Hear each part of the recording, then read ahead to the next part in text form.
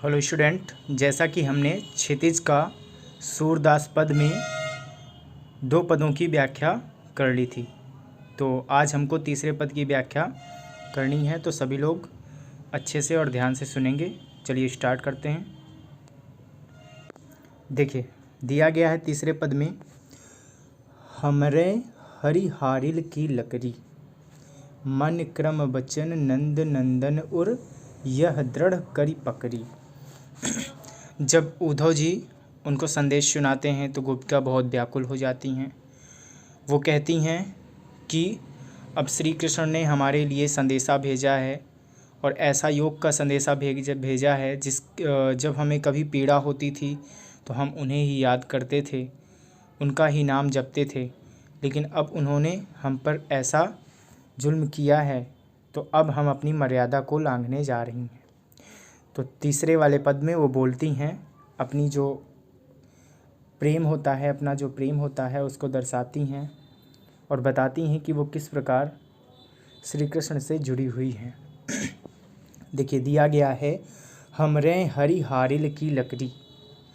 गोपिकाएं, एक पक्षी होता है हारिल नाम का, जो डरता रहता है, अपने पैरों पर एक लकड़ी लिए रहता है और वो हमेशा लिए रहता है क्योंकि उसको ऐसा डर रहता है कि मैं जब कभी भी आकाश में जाऊंगा, उड़ूंगा, तो मैं कहीं गिर ना जाऊं। तो वो अपने पैरों में एक लकड़ी दबाए हुए हमेशा रहता है, उसको कभी भी छोड़ता नहीं है।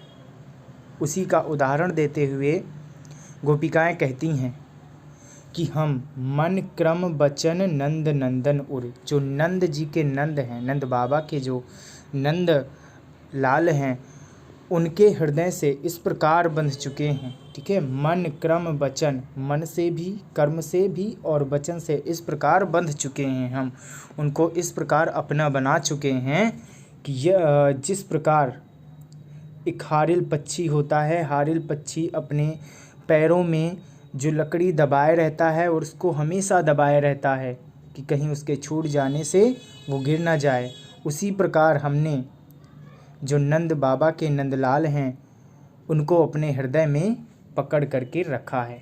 ठीक है, कस करके पकड़ करके रखा है। ठीक है, हमको डर है कि कहीं वो हमसे बिछड़ ना जाएं, हमसे छूट ना जाएं। फिर जागत सोवत स्वप्न दिवस निसी, कान्ह कान्ह जकरी।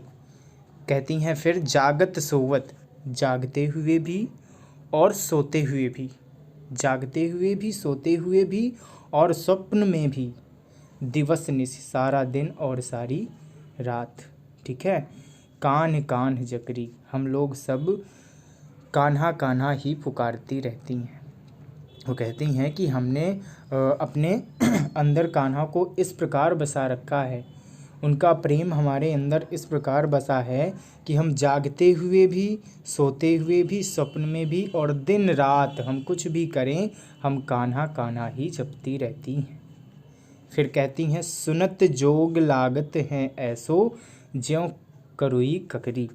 अब कहती हैं कि हमने प्रेम का रस पान किया है, तो आप ये जो जोग यानी योग की बातें हमें सुना रहे हो, जो हम योग की बातें आपसे सुन रहे हैं, वो हमें एक कड़वी ककड़ी के समान लगती है। आप सब लोगों ने ककड़ी खाई होगी, तो वो कड़वी ककड़ी के समान लगती है कि ना हमसे निगली जा रही है और ना ही खाई जा रही है। ठीक है, आपके योग की जो बातें हैं वो हमें बहुत कड़वी लगती हैं, उस एक कड़वी ककड़ी के समान लगती हैं जो ना तो अंदर जा रही है और ना ही मुंह में रखी जा रही है। फिर सूतो व्याधि हमको ले आए, देख सुनी न करी। अब कहती हैं कि हे उद्धव, ये कैसी व्याधि आप हमारे लिए लेकर आए हैं। व्याधि मतलब देखो यहाँ पर दिया गया है, रोग पीड़ा पहुँचाने वाली वस्तु, मतलब एक ऐसी वस्तु जो हमें बहुत ही पीड़ा पहुँचाएगी। हम जिस नंदलाल के प्रेम में डूबे हुए हैं, उससे इतना प्रेम करते हैं, आप उससे बिछड़ने की बात जो हमसे कह रहे हैं और योग का मार्ग अपनाने की बात कह रहे हैं, वो हमें बहुत पीड़ा पहुंचाने वाला है। तो ऐसी व्याधि, ऐसा रोग हमारे लिए आप क्यों ले आए, देखी सुनी न करी। और ऐसी जो व्याधि आप बोल रहे हैं ये जो योग की बातें बोल रहे हैं वो पूरे वृंदावन में किसी भी निवासी ने ना तो देखी है, ना ही सुनी है, और ना ही उसको भोगा है यानी करा है। ठीक है, वो बोलती हैं कि हमारे वृंदावन में, ये वृंदावन प्रेम से भरा हुआ है। यहाँ पर योग की जो बातें आप कर रहे हो, ऐसी व्याधि बता रहे हो आप, ऐसा रोग हम पर डाल रहे हो, वो ना तो किसी ने सुना है, ना ही देखा है, और ना ही इसको करा है। यह तो सूर तिनहि लय सौंपों जिनके मन चकरी। अब बोलती हैं, सूरदास जी कहते हैं कि गोपिकाएं कहती हैं, कितना सुंदर वर्णन करती हैं, कहती हैं कि तिनहि लय सौंपो, यह तो सूर तिनहि लय सौंपो। ये जो आप व्याधि लेकर आए हैं, योग की बातें लेकर आए हैं कि योग से ईश्वर की प्राप्ति होती है और सारे दुख खत्म हो जाते हैं, वो आप उन लोगों को सौंप दें। ठीक है, उनको सौंप दें, उनको प्रदान कर दें जिनके मन चक्री, जिनके मन बहुत ही चलायमान हैं, जो कभी उनके मन स्थिर नहीं रहते हैं। जैसे एक चक्की का पहिया होता है, वो चलता रहता है, ठीक वैसे ही मतलब कि जिनके मन चलायमान होते हैं, कि थोड़ा सा भी कुछ इधर उधर हुआ तो उनके मन चेंज हो जाते हैं, माइंड बदल जाते हैं। ठीक है, तो कहते हैं कि आप इन योग की बातों को आप उन लोगों को सुनाइए, उन लोगों को समझाइए, योग का ज्ञान दीजिए जो इस लायक हैं, जिनके मन स्थिर नहीं हैं। हम तो श्री कृष्ण के प्रेम में डूबे हुए हैं, हमारा मन तो उनके चरणों में ही लगा हुआ है। हम तो, ऐसा नहीं है कि हमारा मन स्थिर नहीं है तो आप हमसे योग की बातें करते हो। ठीक है, तीसरे पद में यही वो कहती हैं, अपने मन की व्यथा को बताती हैं वो, कि वो किस प्रकार कान्हा से जुड़ी हुई हैं। अब चौथे पद में उद्धव से गोपिकाएं कहती हैं, हरि हैं राजनीति पढ़ी आए। अब गोपिकाएं श्री कृष्ण के बारे में बोलती हैं कि श्री कृष्ण ने हमें योग का संदेश भेजा है, हम उनके प्रेम की जो हमारी व्यथा है, ठीक है, हम उनके प्रेम में इतना मतलब कि डूबे हुए हैं कि हमें बहुत कष्ट हो रहा है। वो बहुत दिन से हमसे मिलने नहीं आए हैं, जब से वृंदावन छोड़कर मथुरा चले गए। और अब कहती हैं चौथे पद में कि हरि हैं राजनीति पढ़ी आए। हरि यानी जो विष्णु जी हैं, जो श्री कृष्ण जी हैं, तो वो वहाँ रहते हैं मथुरा में। तो कह रही हैं कि वहाँ रहते हुए उन्होंने राजनीति सीख लिया है। ठीक है, पहले तो वो पढ़े लिखे तो है ही हैं, मतलब कि उनको बहुत ज़्यादा ज्ञान है। ठीक है, पहले से ही वो ज्ञानी हैं, लेकिन अब तो वो राजनीति भी पढ़ चुके हैं और आप उनसे ये राजनीति पढ़कर आए हुए हैं, हमसे ये मतलब कि संदेशा हमको ये सुनाने। ठीक, समझी बात कहत मधुकर के समाचार सब पाए। अब भौरे को संबोधन करते हुए, मतलब उद्धव को संबोधन करती हैं, वो भौरे से कहती हैं कि समझी बात कहत मधुकर के, हम सारी बातों को समझ रहे हैं कि समाचार सब पाए। सारे जो हम गोपियां हैं उनके प्रेम में कैसी हैं, हमारी कैसी व्यथा है, इन सब की जानकारी के लिए उन्होंने आपको यहाँ भेजा है। ठीक है, फिर एक अति चतुर हुतय पहले ही अब गुरु ग्रंथ पढ़ाए। अब कह रही हैं कि एक तो श्री कृष्ण इतने चतुर पहले से ही हैं। ठीक, कहती हैं एक तो वो पहले से ही बहुत ही चतुर हैं। ठीक है, अब गुरु ग्रंथ पढ़ाए, और अब तो उन्होंने और भी गुरु ग्रंथ पढ़ लिए हैं, मतलब और ज्ञान अर्जित कर लिया है। ठीक, उलाहना देती हैं कि उन्होंने राजनीति पढ़ ली, उन्होंने और ज़्यादा ज्ञान अब अर्जित कर लिया है, तो वो अब हमें योग का संदेश भेजेंगे। ठीक है, बड़ी बुद्धि जानी जो उनकी योग संदेश पढ़ाए। बड़ी बुद्धि मतलब कि गुरु ग्रंथ पढ़ने के बाद उनकी वो जो बुद्धि होती है वो इतनी बढ़ गई है कि हमको पता चल रहा है कि अब वो बहुत ज़्यादा बुद्धिमान हो गए हैं।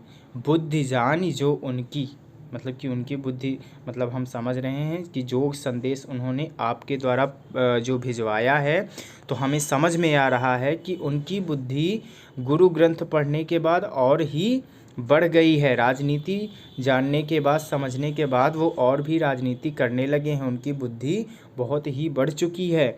ऊधो भले लोग आगे के परहित डोलत धाय।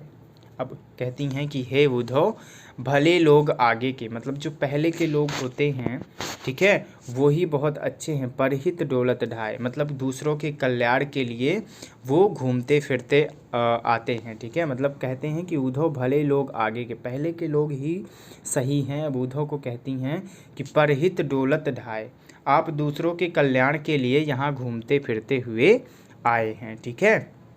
अब कहती हैं उन्होंने तो राजनीति करके आपको भेज दिया यहाँ पर, ठीक है। आप इतने अच्छे हैं, आप भी इतने भले हैं, ठीक है। और पुराने के लोग सही कहते हैं, मतलब पुराने लोग तो भले थे, लेकिन वैसे ही आप भी हैं कि परहित डोलत धाए, मतलब कि हमारे कल्याण के लिए, यानी दूसरे के कल्याण के लिए आप तुरंत घूमते फिरते हुए चले आए वृंदावन। अब अपने मन फेर पई हैं, चलत जुहुतै चुराए। अब कहती हैं कि अब अपने मन फेर पई हैं, दिया गया है फेर मतलब फिर से, पई हैं मतलब पा लेंगी। अब वो कहती हैं कि हमने अपना सर्वस्व श्री कृष्ण को अर्पित कर दिया है। हमने अपना मन भी उन पर लगा दिया, अपना दिल भी उनको दे दिया, ठीक है। तो अब हम मतलब कि अच्छे से तो रह ही नहीं सकती हैं। हाँ, एक चीज़ हो सकती है कि जब वो चलते हुए यानी जाते हुए उन्होंने हमारा जो हृदय चोरी किया, हमारा जो दिल चोरी किया, ठीक है, उसको हमें अगर वापस कर दें, अगर हम उसे फिर से पा लेंगी तो हम सही हो जाएंगी। मतलब क्यों ना वो हमें अपना जो हमारा हृदय है, जो हमारा मन है, जो पहले था वैसा ही कर दें तो सही हो जाएगा, ऐसा कहती हैं। फिर ते क्यों अनीति करे आपुन, जे और अनीति छुड़ाए। अब कह रही हैं कि पहले तो श्री कृष्ण दूसरों को अनीति छुड़ाने का संदेश देते थे, मतलब कि अन्याय ना करो ऐसा संदेश जो श्री कृष्ण पहले देते थे, वो तय क्यों अनीति करें आपुन, मतलब कि वो अब अपने आप से फिर क्यों अनीति मतलब क्यों कर रहे हैं, कि मतलब अनीति का मतलब क्या होता है कि दूसरों का दिल दुखाना, ठीक है। तो यहाँ पर वो कह रही हैं कि वो अब इस अनीति को क्यों कर रहे हैं, अब इस अन्याय को क्यों कर रहे हैं जो कभी दूसरों को अन्याय करने से मना करते थे, ठीक है। अब दिया गया है लास्ट लाइन पर, राज धर्म हो तो यह शूर जो प्रजा न जाहि सताए। अब दिया गया है कि सूरदास जी कहते हैं कि ये राजधर्म भी तो नहीं है, पर गोपिकाएँ कहती हैं कि राजधर्म के विरुद्ध भी तो है, कि उनकी प्रजा अगर उनके राजा के द्वारा या किसी के द्वारा सताई जाती है तो ये उनके राजधर्म के विरुद्ध है, मतलब कि उनका राजधर्म भी है। चलो ठीक है, उन्होंने राजनीति पढ़ ली, उन्होंने हमारे प्रेम को नहीं समझा, लेकिन वो एक राजा हैं, तो उस राजा के तौर पर सूरदास जी कहते हैं कि गोपिकाएँ कह रही हैं कि उस राजा के धर्म में तो यह नहीं है कि वो प्रजा को सताए या प्रजा के कष्ट को ना दूर करे, ऐसा कहकर उनको उलाहना देती हैं। ऐसे ही वो उलाहना देती रहती हैं। फिर उद्धव जी जो रहते हैं वो उनका उलाहना सुनते हैं। फिर एट लास्ट, फिर अंत में वो फिर श्री कृष्ण के पास जाते हैं। तो अब 4 पद इसमें दिए गए हैं, आगे का नहीं दिया गया, तो आपको इसको अच्छे से डेफिनेशन समझ लेनी है, अच्छे से एक्सप्लेन कर लेना है, ठीक। इसकी मीनिंग सारी दी गई हैं, ओके। तो आप लोग इसकी मीनिंग के अकॉर्डिंग इसका मीन्स निकालिए और समझिए। आप लोग एक बार पूरा जो 4 के 4 पद दिए गए हैं उनके सारे के मीन्स निकालिएगा अच्छे से, और अच्छे से समझिएगा। जब आपको मीन्स आ जाएगा तो आगे की जो एक्सरसाइज है उसको आप अच्छे से सॉल्व कर लेंगे। तो चलिए, आपका चैप्टर कंप्लीट हो जाता है। आप लोग इसको अच्छे से एक्सप्लेनेशन करिए, फिर इसके बाद अगली वीडियो पर मिलेंगे एक्सरसाइज के साथ। कोशिश करिएगा कि आप लोग एक्सरसाइज भी इसकी कंप्लीट कर लें।